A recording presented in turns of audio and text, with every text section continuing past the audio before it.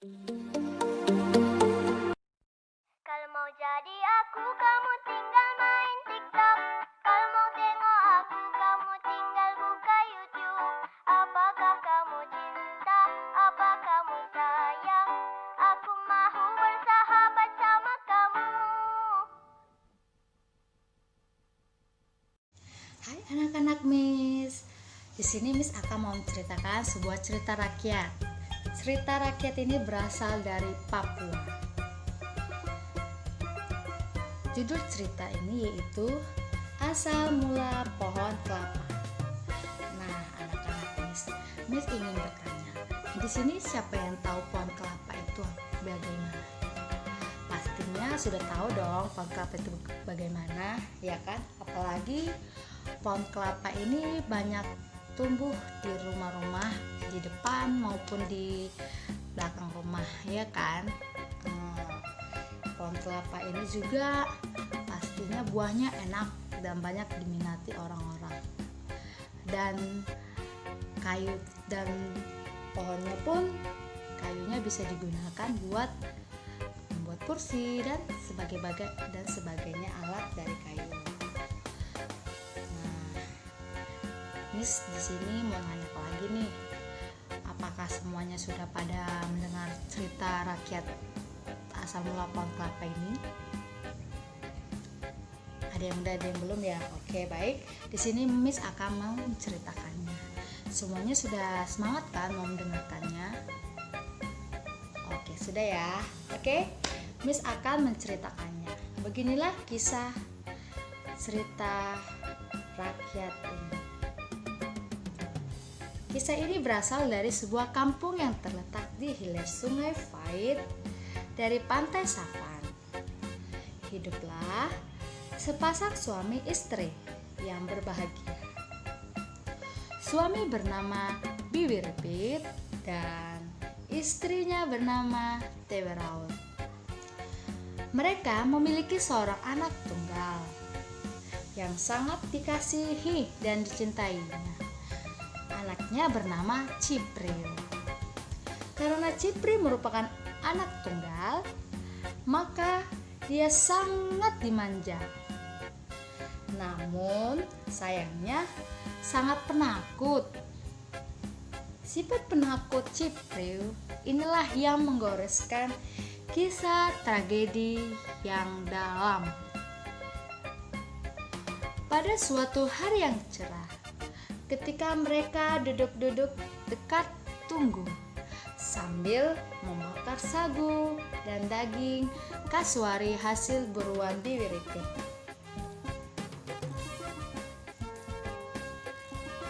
Cipril, kau anak laki-lakiku satu-satunya. Kau tidak boleh penakut. Kau sudah besar. Kau harus ganti bapak menjaga mama, menjaga kampung, dan kau juga harus menjadi pemburu yang tangguh di kampung ini. Begitu Bibi Ripit mulai menasihati Cipril.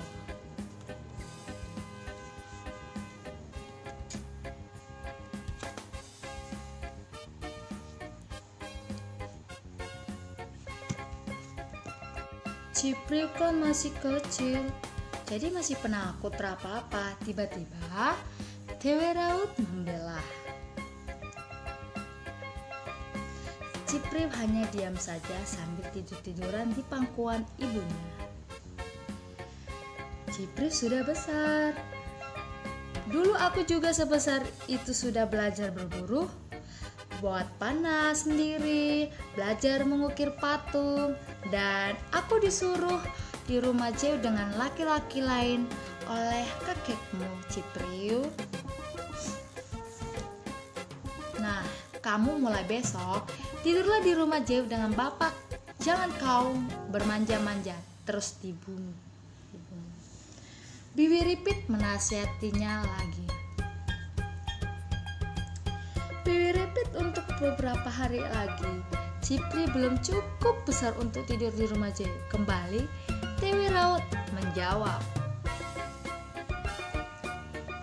itulah kau selalu membelanya terus. Makanya Cipril penakut terus. Bibi Ripit agak marah.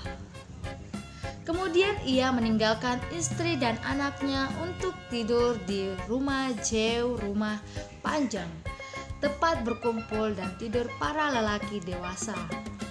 Disebut juga rumah bujang. Hari mulai malam, para lelaki dewasa di kampung ini selalu berkumpul di Jeu. Sedangkan istri-istri mereka, anak-anak wanita dan anak-anak laki-laki masih kecil tidur di rumah mereka masing-masing. Cipriu, si penakut, selalu tidur dekat ibunya, membungkus diri dengan tapin tikar yang terbuat dari daun pandan. Rumah tinggal mereka jauh dari Jeu, rumah tinggal para bujang. Di antara Jeu dan rumah tinggal mereka tumbuhlah sebatang pohon ucu beringin. Semua penduduk kampung sangat meyakinkan bahwa di dalam pohon ucu tinggallah sepasang roh yang baik. Mengapa baik? Karena roh tersebut tidak pernah mengganggu penduduk kampung. Bahkan roh di dalam pohon ucu tersebut sering memberi pertolongan pada seisi kampung. Apalagi jika penduduk kampung yang meminta sesuatu, sudah pasti roh di pohon ucu akan mengabulkan permintaan tersebut. Namun, sayangnya Cipriu, anak tunggal, Bibi Ripit dan Teu Raut sangat takut kepada roh baik yang ada di pohon ucu itu. Setiap kali hendak masuk ke dalam Cipriu selalu berlari dari rumah, kemudian masuk ke dalam tapin. Hal ini terjadi baik pada waktu pagi maupun siang hari, terlebih pada waktu malam harinya. Dewe, mulai besok anak kita harus tidur di rumah Jeu. Kamu tidak boleh melarangnya. Kalau kamu mau menahannya terus, artinya kamu melanggar adat. Kamu tahu kan akibat kalaunya kita melanggar adat, kata Bibi Ripit tegas. Aku tahu, tapi anak kita ini sangat penakut, apalagi jika harus melewati pohon ucu di depan Jeu itu, kata Dewi Raut. Justru karena penakut, itulah dia harus belajar jadi pemberani. Di rumah Jeu, anak kita akan mendapat pelajaran dari tua-tua adat supaya menjadi pemuda yang gagah berani. Saya malu jika punya anak penakut, kata Bibi Ripit. Yah, terserah kamulah, Dewi Raut akhirnya mengalah. Nanti malam saya akan ajak Cipriu tidur di Jeu. Awas, kamu tidak boleh menghalangnya lagi. Paham, Dewi? Dewi Raut hanya mengangguk. Dia tidak bisa membantah lagi, karena dia tahu hukum adat di kampungnya. Memang begitu.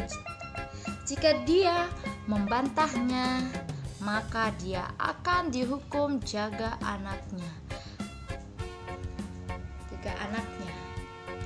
Tanpa bicara lagi, Dewi Raut ke dapur untuk menyalakan tungku.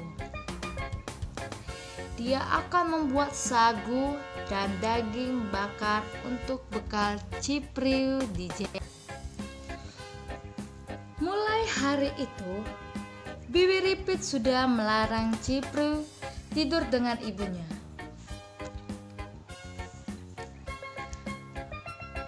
Sebagai anak yang sudah cukup umur, Cipriu sudah harus tidur di rumah Ceu bersama laki-laki dewasa lainnya.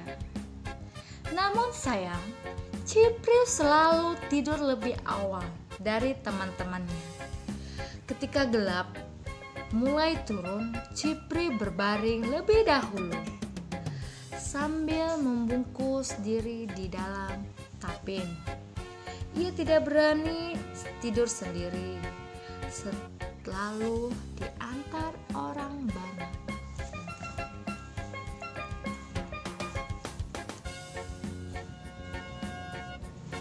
Karena ia selalu tidur lebih awal, maka ia hampir tidak pernah mengikuti pelajaran yang diajarkan tua-tua adat pada malam hari menjelang tidur sambil duduk-duduk melingkari bara api di tengah-tengah Ceu.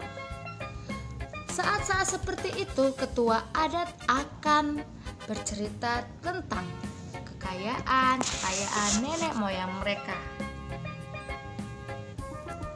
dalam peperangan, menceritakan dongeng-dongeng atau legenda-legenda rahasia tentang nenek moyang yang tidak boleh tersebar kepada suku lain. Di rumah Ceu pula orang-orang tua mengajarkan orang-orang muda tentang teknik berperang, merencanakan pembalasan kepada suku lain atau pengayuan, pembalasan dengan pembunuhan lawan. Sekali-sekali mengajarkan anak-anak muda tentang tata cara memahat patung, membuat patung embis, membuat panah dan bagaimana cara menggunakannya. Pendek kata, di dalam Ceu anak muda diajar agar tumbuh menjadi pemuda yang tangguh, gagah berani dan siap melindungi kampungnya bila diserang oleh kampung lain. Ternyata kelakuan Cipriu yang selalu tidur lebih awal karena takut kepada roh yang tinggal di pohon ucu tidak luput dari perhatian roh tersebut. Roh ucu terus mengamati tingkah laku Cipriu si penakut. Entah karena apa, roh ucu yang baik itu sangat jengkel dan merasa tersinggung dengan kelakuan Cipriu.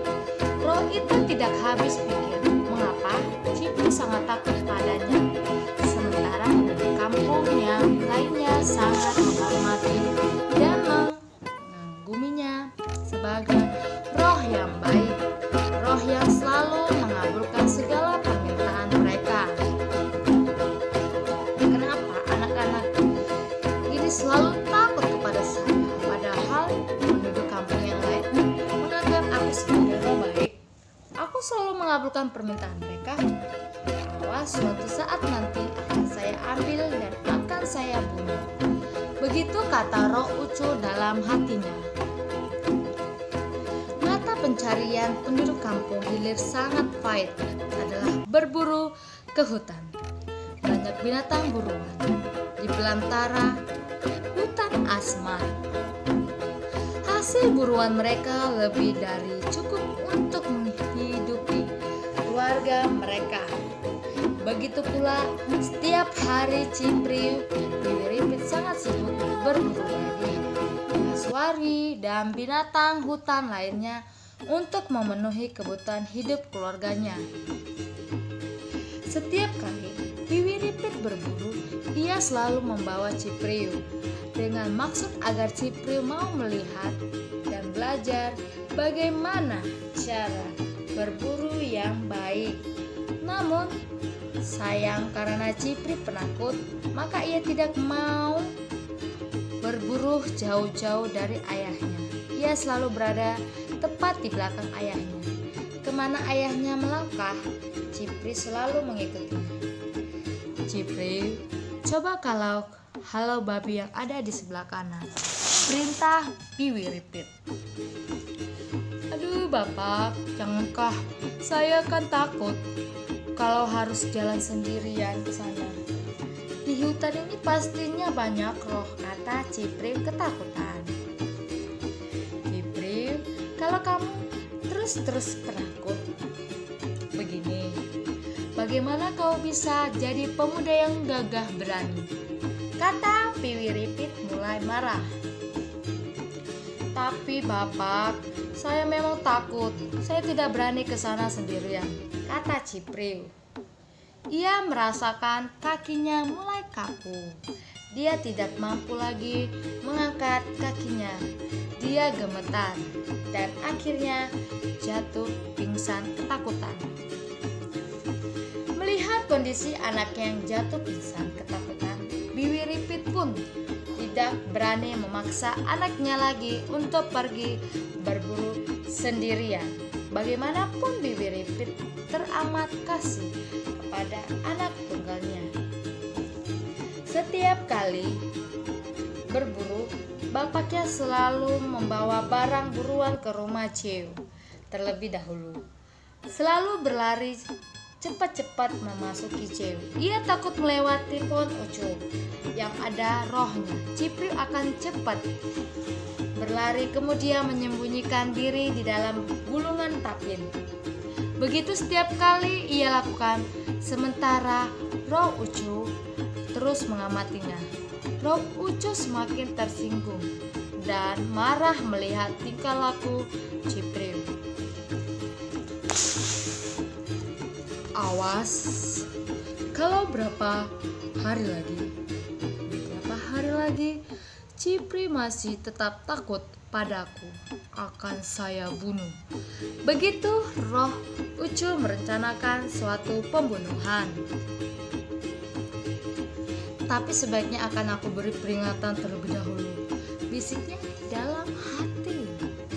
Hingga pada suatu malam yang sunyi, roh ucu masuk ke dalam Ceu. Dengan hati-hati ia mengambil Cipril beserta tapin yang melingkari tepat Cipril menyembunyikan dirinya dari roh ucu. Cipril dibawanya ke tepi pantai Savan dan meletakkannya begitu saja bersama tapinnya di pinggir. Roh ucu pun kembali ke pohon ucu. Keesokan pagi ketika mentari mulai akan menampakkan dirinya, Cipril terjaga karena merasa kedinginan tiup angin laut yang menerpa dirinya. Ketika betul-betul ia terjaga, Cipril merasa terkejut dan heran bukan kepalang karena mendapatkan dirinya telah berada di tepi pantai, bukan di dalam Ceu, tempat ia biasa berbaring menjelang tidur bersama teman-teman dan bapaknya. Melihat kenyataan ini, Cipril sangat ketakutan. Ia lari berbirit-birit kembali ke dalam Ceu dan membangunkan bapak dan teman-temannya yang masih terlelap dalam mimpi masing-masing. Namun, bapak dan teman-temannya tidak ada yang terjaga. Mereka masih lelap karena mereka tidur sangat larut malam. Tadi malam mereka asik mendengarkan cerita tentang pengayuan yang dilakukan nenek moyangnya dalam pembalasan kampung sebelah. Akhirnya Cipril membungkus dirinya kembali dengan tepi seperti semula. Ron pohon ucu melihat bahwa Cipril telah kembali dengan selamat. Roh ucu pun sangat geram. Oh, awas Cipril, kali ini aku akan membunuhmu. Begitu bisikan dalam hati. Maka roh ucu pun segera masuk ke bawah kolong Ceu dengan membawa panah. Dengan penuh amarah, roh ucu menusuk Cipril dengan anak panah tepat di pelipis kiri tembus hingga pelipis kanan. Sehingga Cipril, si penakut itu pun tewas.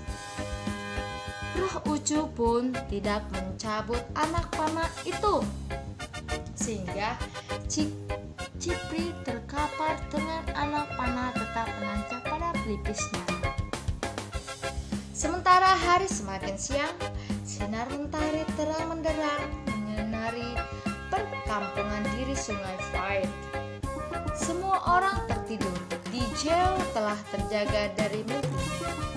Mereka mulai sibuk dengan aktivitas masing-masing.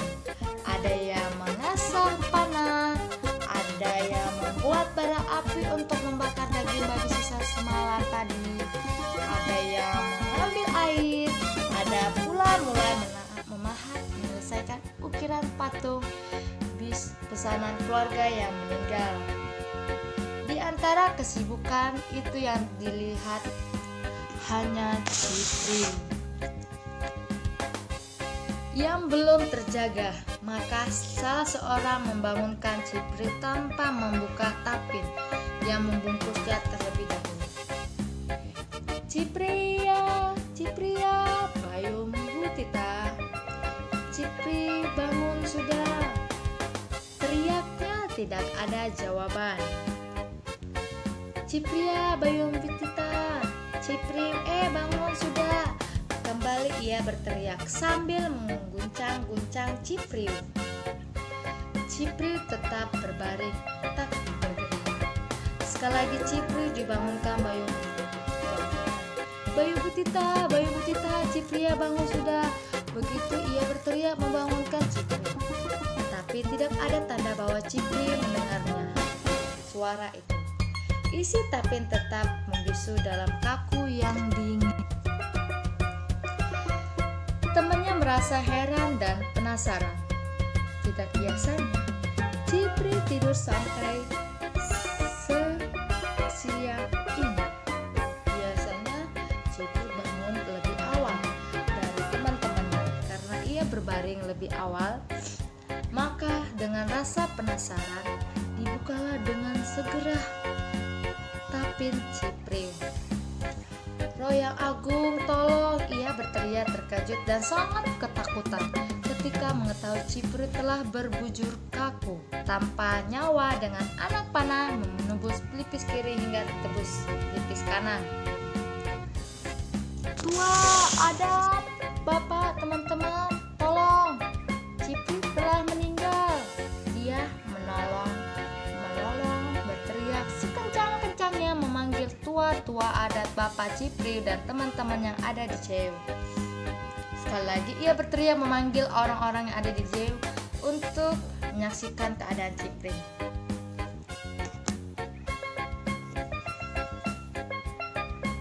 Orang tua Cipri yang sudah ada di rumahnya dipanggil. Keduanya dengan tergesa-gesa pergi menuju Jeu.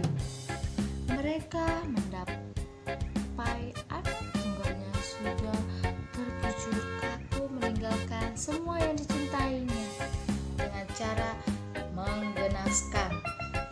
Meledaklah tangis Biwiripit dan Teuraut. Meraung-raung. Mereka berguling-guling melumuri diri dengan lumpur. Demikian juga pula dengan penduduk seisi kampung larut dalam duka keramat dalam. Iya, ini pembunuhan yang menuntut balas pengayuan. Begitu bisikan hati mereka. Hari itu merupakan hari bergabung bagi Cipri yang malang. Melalui proses adat, senja pun datang menghampiri. Matahari terglintir di langit sebelah barat, seolah-olah dalam cahaya yang pucat. Yang suram ikut berduka bagi Cipri yang mati mengenaskan. Cipri diantar ke tempat pembaringan, kemudian dikuburkan Jefsen di depan Jeu dengan anak panah yang masih tetap terancam di pelipis kiri yang menembus pelipis kanan. Panah itu tidak cabut tekuk bersama jasad Cipri yang malang. Pada malam hari ketika kampung telah sunyi, tiba-tiba timbul keajaiban yang kelak akan mengukir sejauh sejarah. Sebuah legenda telah hadir. Tumbuhlah sebatang pohon aneh tepat di atas kuburan Cipri. Pohon tersebut sangat subur dan berbuah sangat lebar. Batangnya besar dan kokoh, buahnya pun besar-besar. Keesokan harinya ketika orang-orang terjaga, mereka sangat heran dan saling bertanya satu sama lain akan tumbuhnya pohon aneh di atas kuburan Cipri. Teuraut, lihatlah keajaiban apa yang terjadi di atas kuburan anak kita, kata Biwi Ripit sambil menunjukkan pohon aneh. Entahlah Biwi, aku tidak tahu. Teuraut sangat bingung. Apakah ini berarti roh nenek moyang kita telah menerima Ciu di dalam sana? Tewe, kata Biwi Ripit meminta persetujuan istrinya. Yah, Biwi, Cipri adalah anak yang baik, pasti nenek moyang menerimanya. Teuraut mempertegas pendapat suaminya. Kira-kira apa nama pohon ini? Tiba-tiba penduduk kampung bertanya-tanya. Entahlah, pohon ini aneh. Seumur hidup aku mau melihatnya. Seorang tua adat menjawab. Apakah orang dapat memakan buahnya? Pertanyaan lain muncul. Tidak tahu juga. Pohonnya saja baru kita lihat. Seseorang menjawab dari belakang. Pagi itu juga semua Candiwis dan Puas, ipar-ipar dan menantu berkumpul di depan Ciu, mengelilingi pohon aneh yang berbuah dengan lebat. Seseorang yang berani memetik buah itu, lalu dikupas kulitnya. Air yang berada dalam buah itu awalnya diberikan kepada seekor anjing untuk memastikan apakah air buah itu dapat diminum atau tidak.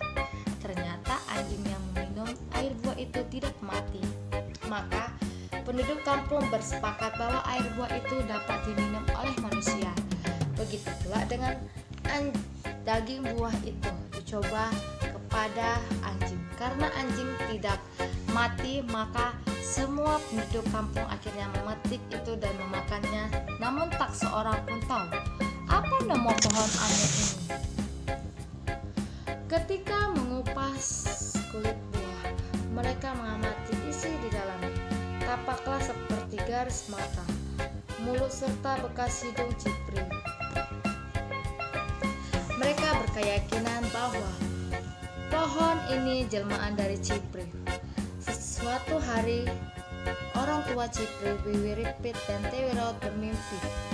Dalam mimpinya ia mendapat pesan untuk menamakan pohon itu Jisin, yaitu artinya pohon kelapa. Adapun buahnya bernama Akiamanmak, artinya buah yang berasal dari orang mati. Paginya Biwi Ripit dan Teuraut mengabarkan kepada seluruh kampung. Saudaraku penduduk kampung, tadi malam kami bermimpi yang sama. Begitu Biwi Ripit mulai bicara. Apa yang ada dalam mimpimu, Biwi? Seorang penduduk kampung menyala dengan tidak sabar. Dalam mimpi kami mendapatkan pesan bahwa pohon aneh berbuah lebat yang tumbuh di atas kuburan Cipri haruslah diberi nama Jisin, pohon kelapa. Sedangkan buahnya bernama Akiamanmak, artinya buah yang berasal dari orang mati. Begitu Biwi Ripit menyampaikan isi mimpinya.